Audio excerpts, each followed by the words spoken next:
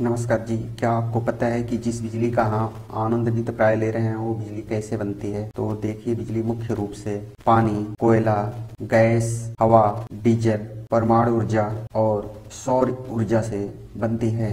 अब पानी से बिजली कैसे बनती है? पानी से बिजली बनाने के लिए बहुत बड़े पानी को ऊंचे ऊंचे बांध बनाकर उनको स्टोर किया जाता है और फिर बहुत ही ऊंचाई से पानी को जो टरबाइन होती है उसके ब्लेडों के ऊपर गिराया जाता है। फिर जो तेज धार गिरती है उससे हमारी टरबाइन घूमती है और फिर उससे जुड़ा हुआ अल्टरनेटर या जनरेटर घूमता है, फिर बिजली बनती है। ये जो पानी की धार होती है ये कई कई धार को बहुत ही ऊंचाई से गिराया जाता है, फिर कई सारे जनरेटर टरबाइन लगी होती हैं और जहाँ पर एक बहुत बड़े पैमाने पर बिजली बनती है। पानी से बिजली बनाने के लिए पहाड़ी इलाकों में जो नदियाँ बहती हैं उनके ऊपर बहुत ऊंचे ऊंचे बांध बनाए जाते हैं।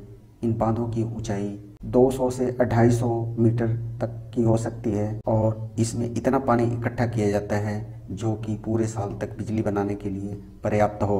और कई बार तो इन बांधों से जो बिजली बनती है और फिर उस पानी को जो छोड़ा जाता है कुछ दूरी आगे चलकर फिर कुछ और ऊंचे बांध बनाए जाते हैं और उन बांधों से उन पानी से फिर बिजली बनाई जाती है और बचे हुए पानी को पीने के काम में लिया जाता है, सिंचाई के काम में लिया जाता है और जो बाकी पानी बच जाता है उसको पुनः नदी की धार में छोड़ दिया जाता है जो आगे चलकर किसी नदी या समुद्र से मिल जाता है। और मुख्य रूप से अगर हम बात करें तो अपने हिंदुस्तान के अंदर जो जल विद्युत परियोजनाएं हैं उनमें टिहरी जल विद्युत परियोजना, सरदार सरोवर जल विद्युत परियोजना जो कि गुजरात में है, कोयना जल विद्युत परियोजना जो कि महाराष्ट्र में है, नाथवा झाकरी विद्युत परियोजना जो कि हिमाचल प्रदेश में है और तिहांग लोहित जल विद्युत परियोजना जो कि अरुणाचल प्रदेश में है, चमेरा जल विद्युत परियोजना जो कि हिमाचल प्रदेश में है, इंदिरा सागर जल विद्युत परियोजना जो कि मध्य प्रदेश में है, बसपा जल विद्युत परियोजना हिमाचल प्रदेश में ही है।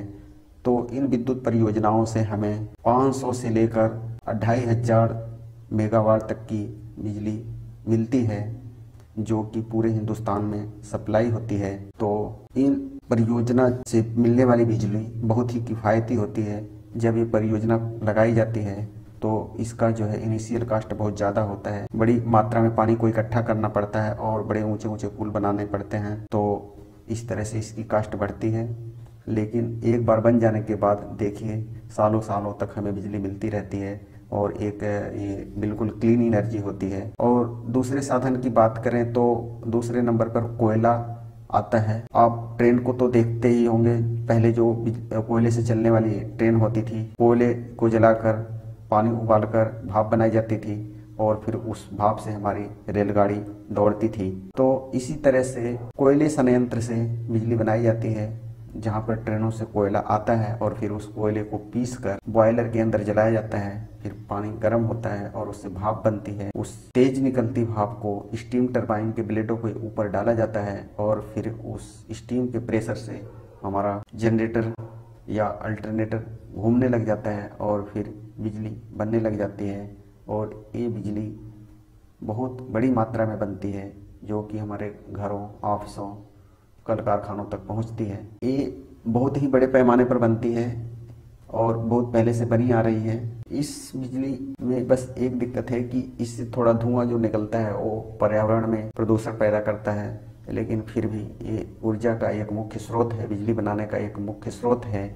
इसलिए हमारे हिंदुस्तान में ये बहुत बड़ी मात्रा में प्रयोग किया जाता है और हमारे प्रगति में सहायक होता है। भारत के अगर बड़े कोयला और पानी से चलने वाले पावर संयंत्रों की बात की जाए तो इनमें पहले नंबर पर Vindhyachal super thermal power station जो कि मध्य प्रदेश में आता है और इसकी कुल क्षमता करीब 4500 मेगावाट है। और दूसरे नंबर पर बात करें तो मुंद्रा थर्मल पावर स्टेशन जो कि गुजरात में है, इसकी भी क्षमता करीब 4500 मेगावाट है। और तीसरे नंबर की बात करें तो Talcher super thermal power station है जो कि ओडिशा में है और इसकी कुल क्षमता 3000 मेगावाट है।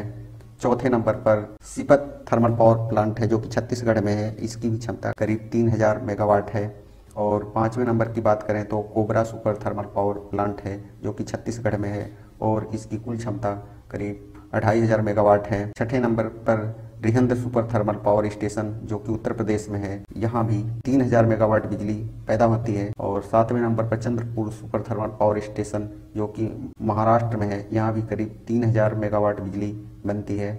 8वां Singrauli super thermal power station जो कि उत्तर प्रदेश में है, यहाँ करीब 2000 मेगावाट बिजली पैदा होती है। इस तरह से कोयले और पानी से जो बिजली बनती है उसका हमारे देश के विकास में बहुत बड़ा योगदान है।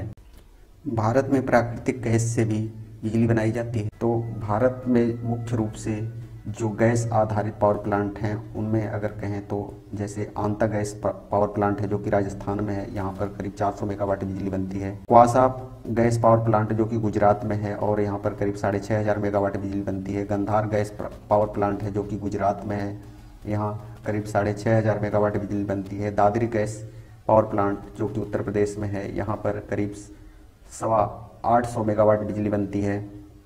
रत्नागिरी गैस पावर प्लांट जो कि महाराष्ट्र में है, यहाँ करीब 2000 मेगावाट बिजली बनती है। कयाम कुलम गैस पावर प्लांट जो कि केरला में है, यहाँ 350 मेगावाट बिजली बनती है। तो इस तरह से हमारे देश में प्राकृतिक गैस से भी चलने वाले पावर प्लांट हैं जहाँ पर बहुत बड़े पैमाने पर बिजली बनती है। आपने परमाणु बम का भी नाम सुन रखा होगा।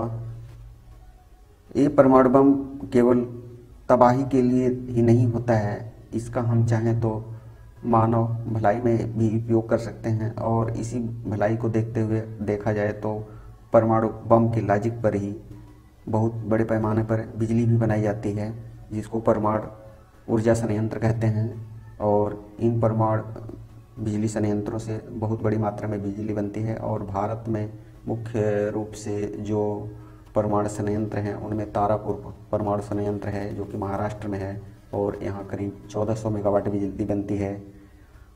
कुडनकुलम परमाणु ऊर्जा संयंत्र जो कि तमिलनाडु में है और यहाँ पर वर्तमान में 2000 मेगावाट बिजली बनती है और इसकी कुल क्षमता करीब 6000 मेगावाट की है। रावत भाटा परमाणु ऊर्जा संयंत्र जो कि राजस्थान में है, यहाँ करीब 1100 मेगावाट बिजली बनती है। काइगा परमाणु ऊर्जा संयंत्र, कैगा परमाणु ऊर्जा संयंत्र जो कि कर्नाटका में है और यहाँ पर करीब 850 मेगावाट बिजली बनती है। नरोरा पावर परमाणु ऊर्जा संयंत्र जो कि उत्तर प्रदेश में है, यहाँ करीब 440 मेगावाट बिजली बनती है। काकरापार परमाणु ऊर्जा संयंत्र जो कि गुजरात में है, यहाँ करीब 700 मेगावाट बिजली बनती है। ये जो हमारे परमाणु संयंत्र होते हैं इनमें रेडिएशन के खतरे को रोकने के लिए ये जो रिएक्टर होते हैं इनके 2-3 स्तर पर मोटी मोटी कंक्रीट स्टील की दीवार बनाई जाती है जिसकी मोटाई तकरीबन 3 फुट से 6 फुट तक की हो सकती है। और इनके कचरे का निवारण बहुत ही सावधानीपूर्वक किया जाता है, लेकिन इनसे बिजली बनाने की संभावना बहुत ज़्यादा होती है और बन भी रही है। बिजली बनाने के साधनों में विंड टरबाइन भी है, यहाँ पर हवा से बिजली बनाई जाती है। ये विंड टरबाइन बहुत बड़ी बड़ी होती हैं और इनके पंखों की लंबाई 20 से 30 मीटर तक की हो सकती है। और ये विंड टरबाइन उस एरिया में लगी होती हैं जहाँ पर 12 महीने तेज हवाएं चलती हैं, जैसे समुद्र का किनारा हुआ, रेगिस्तान हुआ। तो इनसे भी क्लीन एनर्जी बनती है और इसमें कोई रनिंग कास्ट ना के बराबर होती है। तो ये जो विंड टरबाइन होती हैं इसके अंदर हमारे गियर लगे होते हैं और एक गियर जो है हमारे जनरेटर को चलाते हैं और फिर वहाँ से बिजली बनती है। ये विंड टरबाइन बहुत स्लो स्पीड पर चलती है, लेकिन इसके अंदर जो गियर लगे होते हैं वो जनरेटर की स्पीड को बढ़ा देते हैं और फिर हमारी बिजली बनती है। भारत में क्लीन एनर्जी के क्षेत्र में इनका भी बहुत बड़ा योगदान है और भारत के अंदर पवन ऊर्जा प्लांट जो मुख्य रूप से काम कर रहे हैं उनमें मुपंडन विंड फार्म है जो कि तमिलनाडु में है और यहाँ तकरीबन 1500 मेगावाट बिजली बनती है। जैसलमेर में भी एक विंड पार्क है जहाँ पर करीब 1000 मेगावाट बिजली बनती है।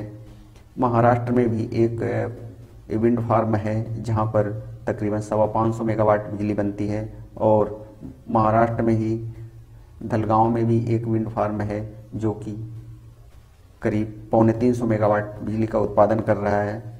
और इसी तरह से कर्नाटक में भी है, वहाँ से भी बिजली बनती है। तो ये भी बिजली बनाने का एक बहुत ही स्वच्छ ऊर्जा स्रोत है और यहाँ से भी ग्रीन एनर्जी मिलती है जिनका हमारे देश के विकास में योगदान है। और अब भी बहुत से ऐसे प्रोजेक्ट हैं जो पाइपलाइन में हैं और आगे काम करेंगे।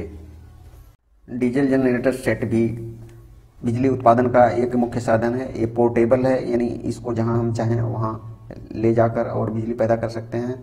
ये डीजल जनरेटर सेट बड़े बड़े प्लांटों में भी लगे होते हैं जो कि बैकअप का काम करते हैं।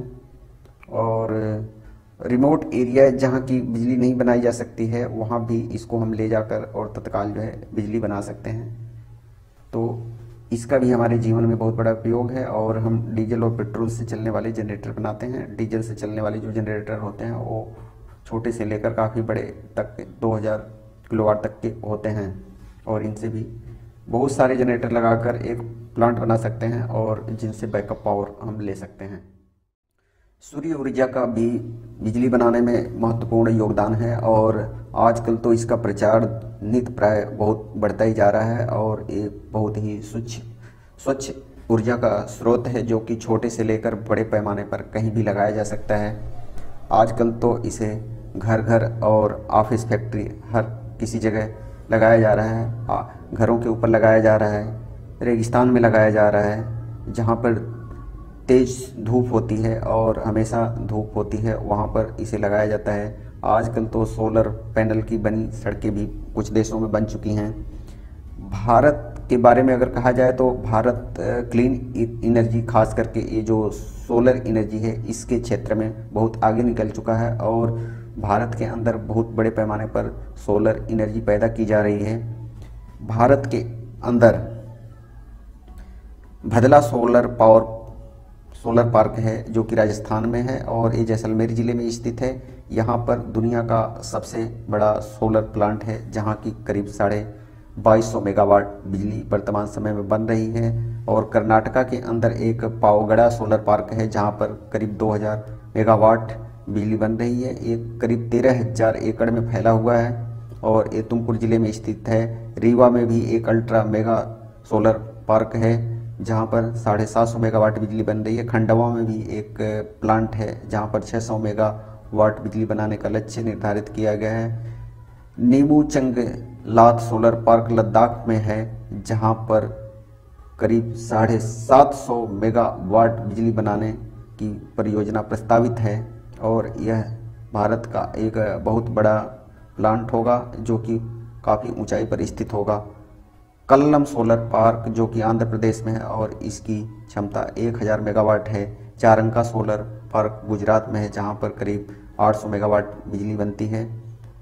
इस तरह से भारत सरकार 2030 तक करीब 500 गीगावाट अच्छे ऊर्जा उत्पादन का लक्ष्य रखा है और इसकी हमारी ऊर्जा ज़रूरतों में एक महत्वपूर्ण भूमिका होगी।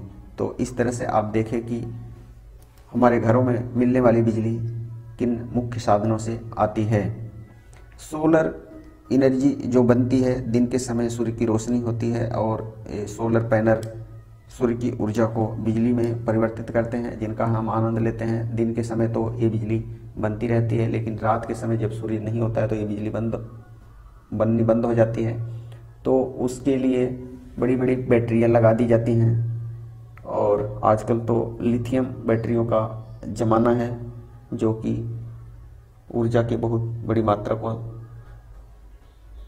संचयित करती हैं और फिर ये जब दिन में चार्ज हो जाती हैं तो रात के समय में जब हमारा सूरज नहीं चमकता है उस समय ये बैटरियाँ बैकअप पावर का काम करती हैं। इन्वर्टर लगे होते हैं जो कि इस सौर ऊर्जा को फिर हमारी बिजली में कन्वर्ट करके यानी एसी सप्लाई में कन्वर्ट करके फिर हमें बिजली देते हैं। ये सूर्य ऊर्जा जो होती है इससे डीसी बिजली मिलती है और फिर इसे इन्वर्टर के थ्रू एसी में बदल लिया जाता है जो कि हमारे घरों में काम आती है।